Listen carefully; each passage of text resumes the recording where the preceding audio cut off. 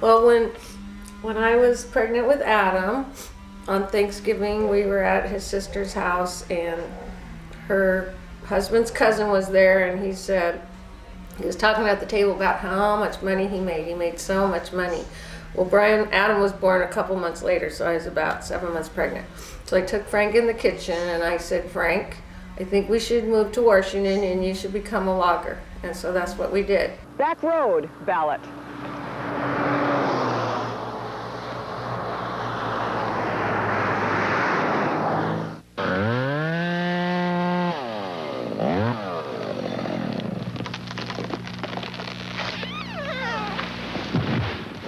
The crew isn't sure what the future of logging is, but they sound very sure about their politics. Who would you rather have in office if the Russians were going to launch some type of nuclear attack or just a ground assault attack? Pat Paulson. I would feel more comfortable with Ronald Reagan in there than Fritz Mondale. Actually, Reagan is the most qualified for the job, man with the most experience, and he has a acting background, and to be president today, I think you have to be a pretty good actor. Con artist here. This is Frank Toohey on the scene, Goebel's logging industry. And this is Andy Goebel, he's a Christian logger. And tell us, what do you think about Reagan? Well, I think he's all right. You know, he's against abortion, and that's about all I got to say about him, really. This is Andy Goebel. You heard it first. Goebel and Sons. Andy? Yeah. Can we ask you a few more questions? Yeah. Seriously, I'm going to cut that out. No, you don't have to be serious. You can be anything you want. No, I mean, I know you're cutting that out. And he has a acting background, and to be president today, I think you have to be a pretty good actor. Why? Just because, well, take it from me, I'm not an actor at all, otherwise I could talk right now on camera.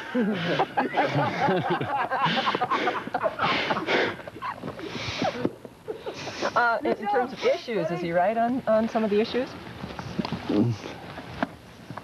Cut. He knows all the lingo. I don't know, you got me speechless. I'm really, I'm not really up on politics. My wife tells me where to vote. When I go to heaven and there's two lines that say, one says the head of the family, one says henpecked, I'll probably be in the line that says the head of the family, because that's where my wife told me to stand. See, so my wife is the one that tells me where to vote and what time to go to work and where the job's at. Yeah. But actually, I'm the captain of my ship. It just so happens I married an admiral.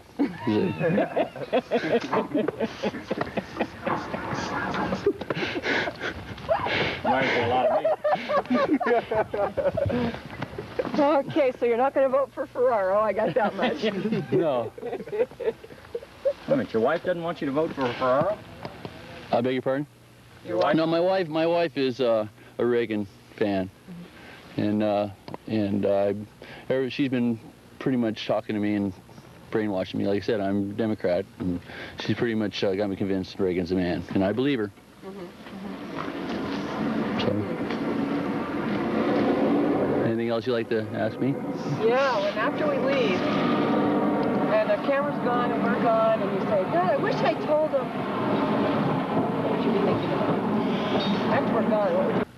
So now you have my answer. After you had left, and I would have thought, what would I have said if I really wanted to say Brad? I would have said, and then he would have told me that. So why didn't I send him to Brad? Well, obviously I did. Yeah. Funny cutaway for you. When things get a little boring out here in the brush, I'll stand back and try to entertain the boys and kind of boost the morale and keep the spirits up, because it gets pretty what, Brad? Monotonous? Monotonous out here.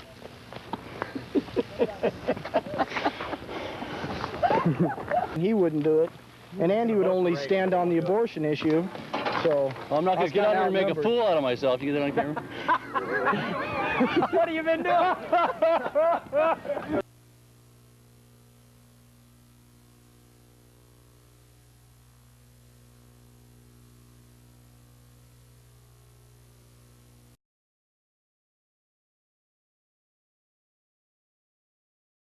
That was in Loggers Jubilee. Of course, they were in a bar one night, and there's another friend and another guy, and they came up and they started to get into a little bit of an argument, and sure enough, it turned out, well, another guy volunteered my dad to box this other guy, and And so my dad really didn't have any idea who he was. And he said, "You'll do it, right?" He said, "Yeah." It turned out to be the hometown boy.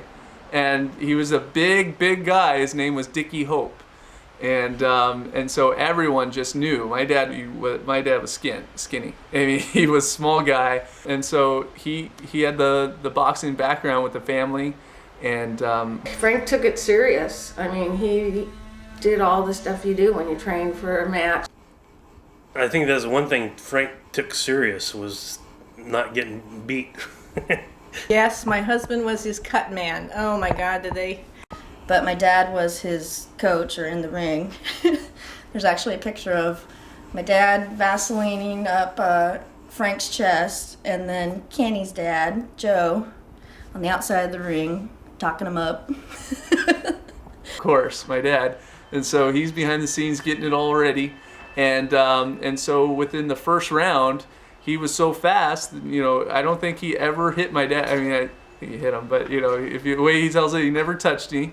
And so after the third round, they stopped the fight. And so the way he likes to say it is that, his name was Dickie Hope. There was no hope in the third round, so.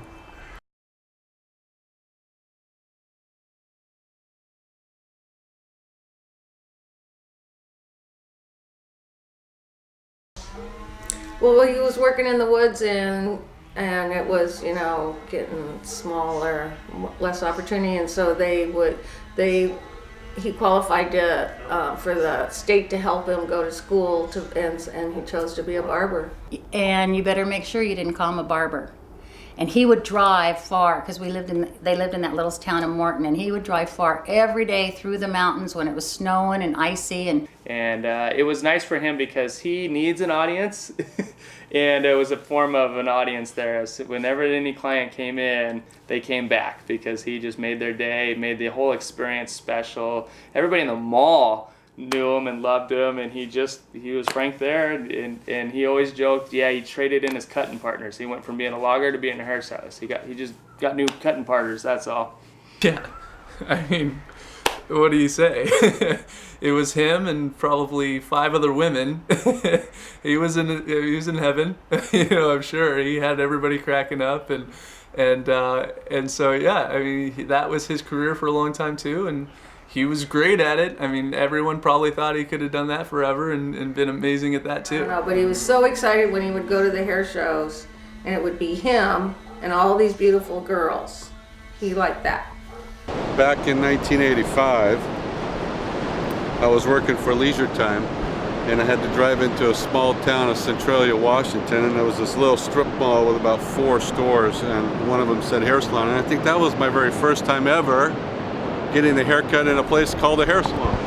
But anyways, I got in the holding room there and was waiting for my haircut, and I hear all this laughter coming from this one chair, and the person getting their haircut is just completely bent over in laughter. And I says, oh no, that's the guy that's gonna cut my hair. And then Frank Toohey appears and he introduces himself, and our friendship began right there.